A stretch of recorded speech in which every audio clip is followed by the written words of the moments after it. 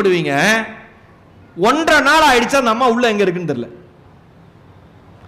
அடுத்த நிமிடம், அடுத்த நொடி நிலையற்ற வாழ்வு நம் வாழ்வு.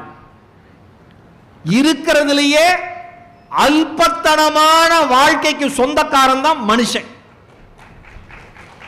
ஆனா அவன் பண்ற பந்தா மாதிரி உலகத்துல ஒரு பயலும் பண்ண முடியாது. நான் யார் தெரியுமா அப்படின்னு கேட்கிறான்ல, நான் ஒரு தடவை சொன்னேன், சேரை போட்டு உட்காந்து சொல்லுன்னு சொல்லுங்க. பயங்கரமா ரோட்ல கத்துவான், ஸ்டேஜில் ஏறி பேச வைங்க.